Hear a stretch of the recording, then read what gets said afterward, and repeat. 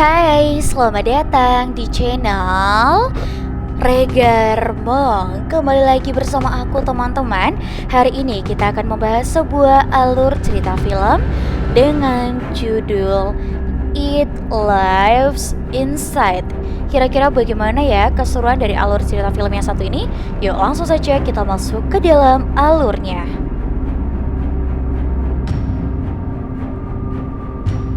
Di awal cerita kita langsung diperlihatkan kepada tragedi pembantaian yang terjadi di sebuah rumah. Beberapa mayat tergeletak yang sudah menjadi korbannya. Di salah satu kamar, seseorang tergeletak tak berdaya dan terlihat api tersebut perlahan merembet dan membakar ke seluruh tubuhnya. Selain dia, terlihat juga ada sebuah buku dan juga toples. Belum diketahui apa yang sebenarnya terjadi. Dan di sini film pun dimulai.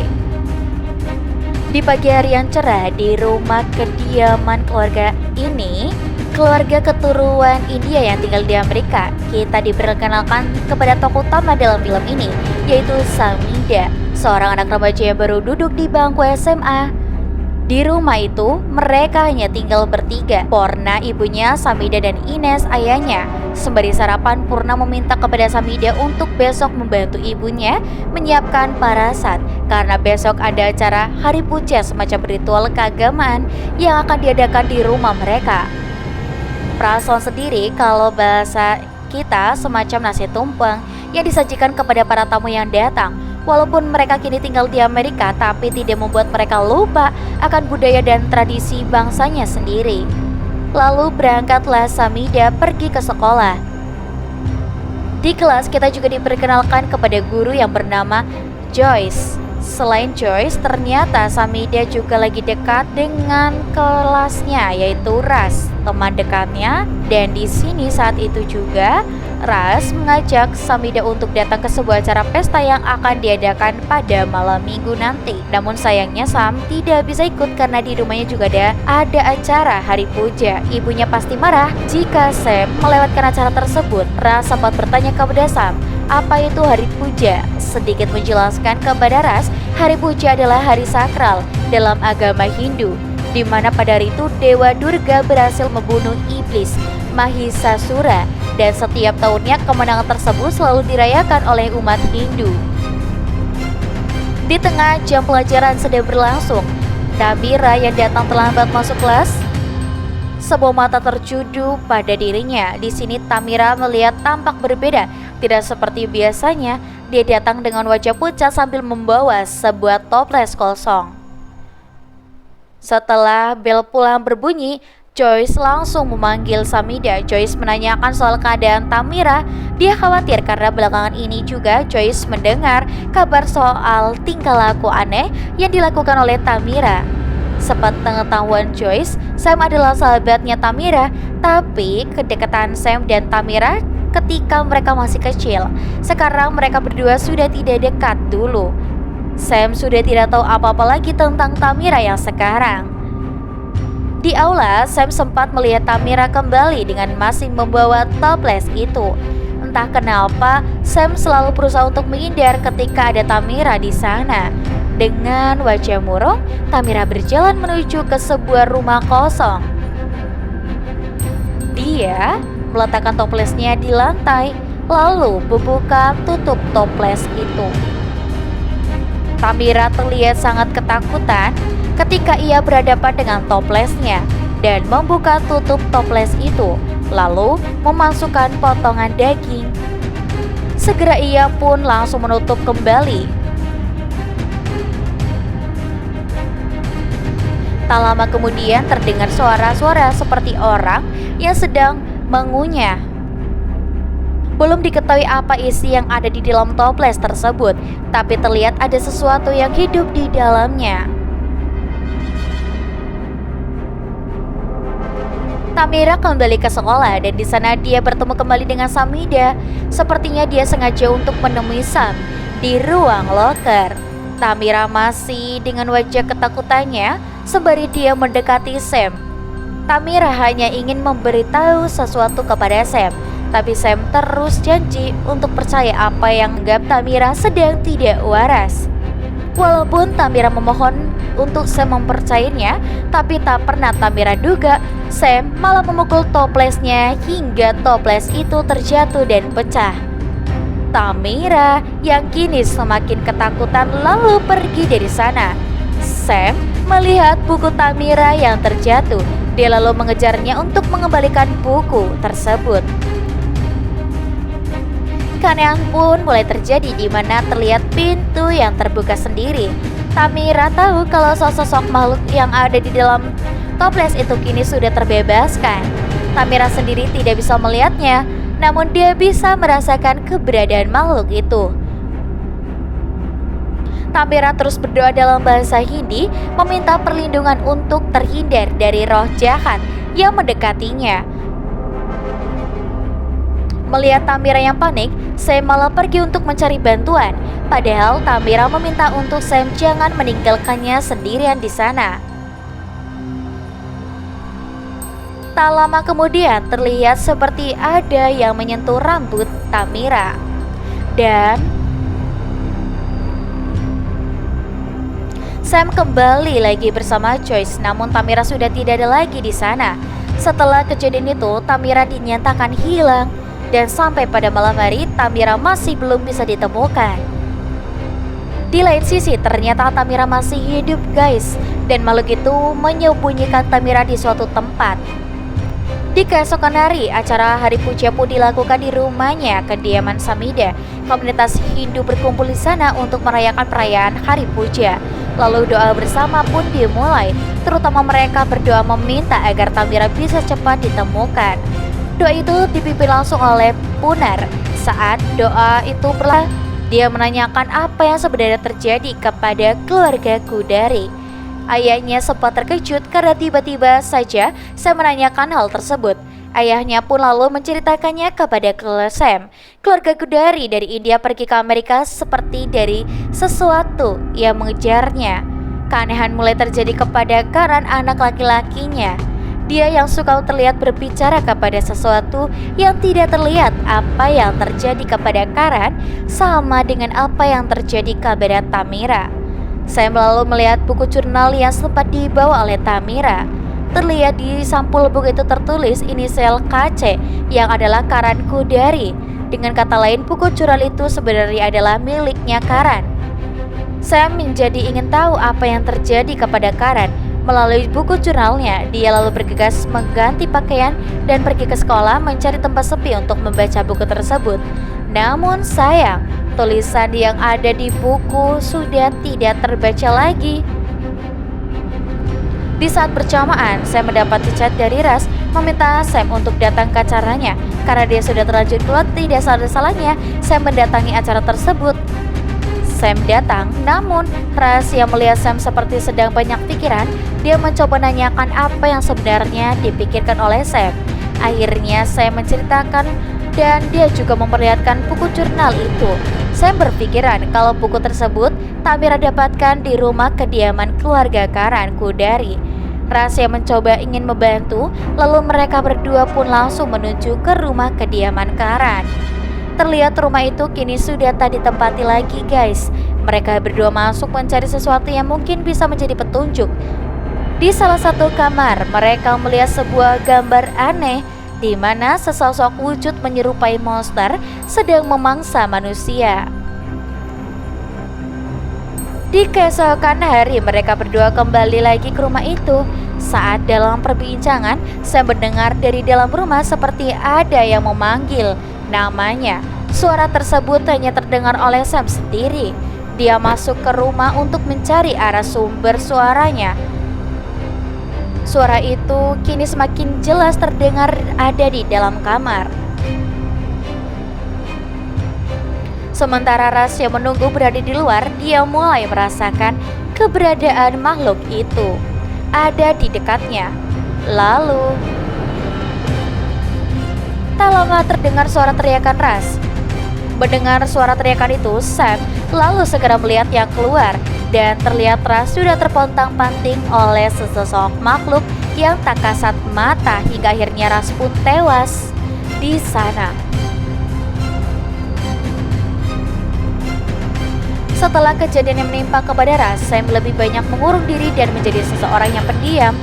Bahkan saat ibunya meminta kepada Sam untuk menceritakan semuanya, Sam malah memilih untuk diam. Pada suatu malam, Sam terbangun dari tidurnya karena mendengar ada suara tangisan ibunya di ruang tengah. Sam mencoba memanggil ibunya itu, namun dia hanya terdiam saja sembari membelakanginya. Tak lama kemudian, yang tadi dikira itu adalah ibunya kini perlahan mulai merubah wujud.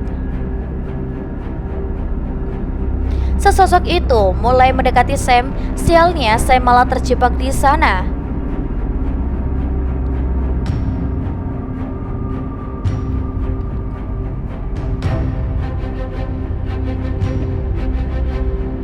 Saya menemui Joyce di sana. Dia lebih memilih menceritakan apa yang dialami kepada Joyce daripada dia bercerita kepada kedua orang tuanya. Sebelum bercerita, saya mau minta kepada Joyce untuk mempercayainya. Apa yang dilakukan oleh Sam sekarang itu juga dilakukan oleh Tamira sebelumnya. Ketika Tamira meminta Sam untuk percaya kepada ceritanya, saya menceritakan semuanya tentang keberadaan sesosok makhluk buas yang tak terlihat. Sam juga bercerita kalau Ras sebenarnya tewas oleh makhluk tersebut. Tidak semudah itu untuk meyakinkan kepada orang-orang dengan cerita dari Sam, karena cerita Sam memang lebih kepada seseorang yang sedang berhalusinasi. Tapi Joyce mencoba untuk mempercayai perkataan Sam. Sam lalu meminta kepada Joyce untuk menelusuri makhluk tersebut, di mana fotonya dia dapatkan di rumah kediaman Karen. Tak lama kemudian, Sam merasakan keberadaan makhluk itu ada di dekatnya. Lalu tiba-tiba, seketika saya melihat monster itu ada di belakang Joyce. Tak lama setelah itu, akhirnya Joyce mendapatkan informasi terkait soal makhluk yang ada di foto itu. Makhluk itu sebenarnya makhluk mitologi dari India bagian timur yang disebut Pisas. Konon katanya Pisas adalah makhluk pemakan daging dan pemangsa jiwa manusia. Pisas bisa ditangkap dengan cara dia harus dijebak dan bisa dipenjara di sebuah wadah. Itu juga yang dulu dilakukan oleh Tamira dengan memasukkan jiwa Pisas. Kalau cerita dari makhluk ini yang sekarang kita tahu makhluk itu disebut Pisas, suka diceritakan oleh para orang tua mereka terdahulu. Dan sekarang saya menemui ibunya dan meminta kepada dia untuk menceritakan kembali apa itu Pisas. Punar sempat menolak, tapi saya memaksa ibunya untuk menceritakan Pisas. Diceritakan Pisas adalah sesosok roh jahat yang sangat kuat. Jangan pernah tertidur ketika sedang dalam keadaan tidak enak hati, marah, benci, dan kesepian, karena perasaan itu memudahkan Pisas bisa menyerang manusia. Dia akan menyerang dengan cara melemahkan jiwa manusia, lalu menyerang kepada akal sehat manusia. Ketika seseorang sudah diganggu oleh Pisas, mereka akan mengisolasi dirinya sendiri dan menjauhkan diri dari orang-orang yang menyayanginya. Dan jika ada orang lain yang akan membantumu dari belenggu Pisas, maka orang tersebut akan menjadi musuh bagi Misa sendiri, karena mereka sendiri yang akan mencoba membantu. Sama saja itu yang melukai Pisas, juga yang menjadi alasan kenapa Pisas menyerang dan membunuh Ras. Dan sekarang itu terjadi kepada Joyce yang mencoba ingin membantu Sam. Sam akhirnya berterus terang kepada ibunya. Cerita kisah tentang Pisas itu bukan hanya sekedar cerita belaka. Pisas sebenarnya nyata adanya, dan kini Sam mengalami seperti apa yang ibunya ceritakan itu. Dia juga memberitahu itu terjadi berawal dari Karen. Sam Pisas akan menjadikan Tamira sebagai santapannya. Pisas tidak akan langsung memangsa Tamira pada saat itu juga, sampai waktu yang sudah ditentukan setelah Pisas. Dan ketika waktunya sudah tiba, Pisas akan siap untuk memangsanya. Saya melihat kembali rencana lain, yaitu dia akan mencoba untuk menjebak Pisas dengan cara dia akan memberikan sesembahan semacam sesajen kepada Pisas. Sementara di lain sisi, Joyce kini mulai diteror oleh Pisas.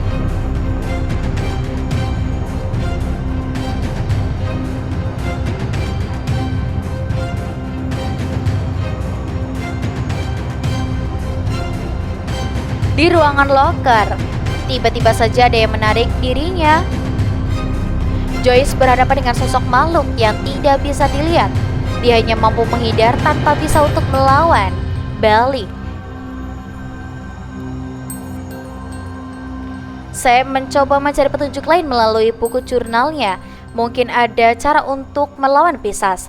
Di dalam buku tersebut tertulis sebuah doa Santi dengan menggunakan bahasa Hindi. Sam meminta kepada ibunya untuk mengajari dia cara membaca doa Santi. Sam yakin kalau ini adalah doa penangkal yang bisa melawan Pisces. Sam mulai merasakan keadaan Pisces ada di dekat mereka sekarang. Tapi ternyata yang datang adalah ayahnya. Ines sempat tak heran melihat mereka berdua seperti orang ketakutan, dan tiba-tiba saja Pisces menikam Ines dari belakang. Sekuat apapun Pisces, namun di sini pun sebagai ibu menjadi garda terdepan melindungi Sam dari serangan Pisces. Mereka berdua membacakan doa-doa Santi. Doa tersebut mampu menghalau Pisces dan dia pergi dari sana. Memastikan kedua orang tuanya masih hidup, Sam tahu di mana Tamira disembunyikan. Dia lalu segera kembali ke rumahnya, Karan. Tak ada pilihan lain bagi Sam untuk menyelamatkan Tamira. Selain dia, kini yakin harus berhadapan langsung dengan Pisces. Selama Sam masih menghafal doa Santi, dia sama sekali tidak gentar dengan Pisces. Tapi tidak sebenar itu bagi Sam untuk bisa melawan Pisces. Pisces yang kini menyerang balik kepada Sam.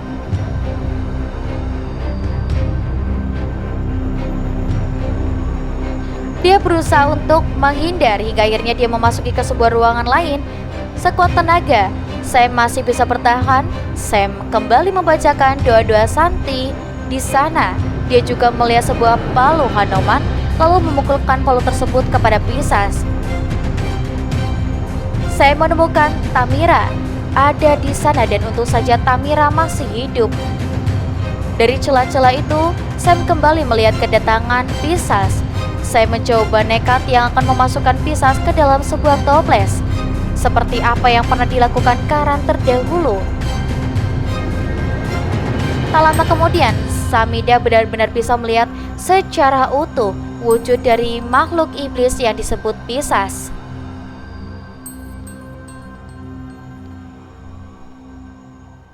Pertarungan sengit terjadi antara Sam dengan Pisces.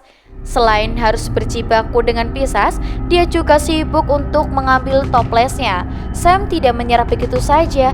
Dia kembali bangkit dan membacakan doa-doa Santi untuk bisa merenung. Kali ini doa Santi yang dibacakan Sam mulai berdampak kepada Pisces, sementara tubuh Sam perlahan mulai terbakar. Sayangnya Pisces tahu apa yang akan dilakukan oleh Samida. Dia justru menghancurkan toples kaca itu.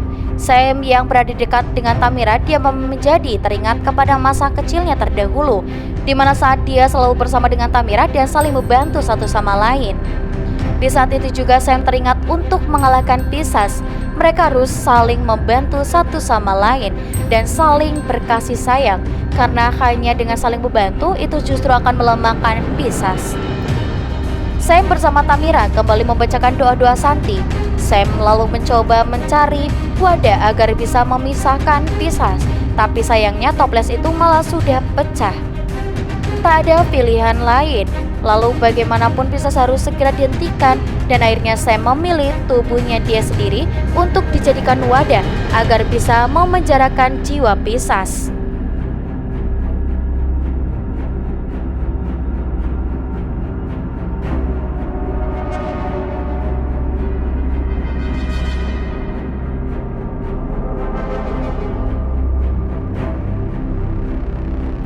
Jiwa Pisces kini masuk ke dalam tubuh Samida. Walaupun Pisces ada di dalam tubuh Samida, tapi itu tidak menjadikan Samida kerasukan oleh Pisces.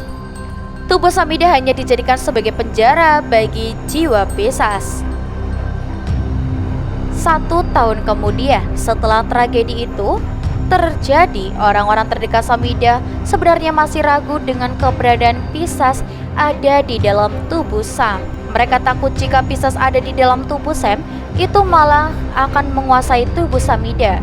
Ibunya sengaja memberikan daging mentah kepada Sam hanya untuk melihat reaksi dari tubuh Samida. Dan setelah beberapa saat, Samida memakan daging mentah itu ternyata sama sekali tidak berdampak kepada Samida sedikit. Sedikit bisa menghela napas panjang dan mereka akhirnya bisa hidup tenang kembali. Sam dan Tamira yang kembali bersama karena sejatinya seorang sahabat tidak akan pernah meninggalkan sahabatnya lain dalam kondisi apapun. Tamira sempat berkata bagaimana kalau Pisces keluar kembali. Sam menjawab apapun yang terjadi, Pisces tidak akan pernah bisa keluar lagi. Walaupun Sam sudah meyakinkan kalau Pisces itu tidak akan bisa keluar, tapi perkataan itu terdengar seperti ambigu. Dan di sini film pun berakhir. Gimana nih teman-teman untuk alur ceritanya? Seru banget ya. Dan buat teman-teman di rumah, kalian jangan lupa untuk selalu pantengin terus channel ini. Dan jangan lupa untuk like, komen, dan juga subscribe. Sampai jumpa.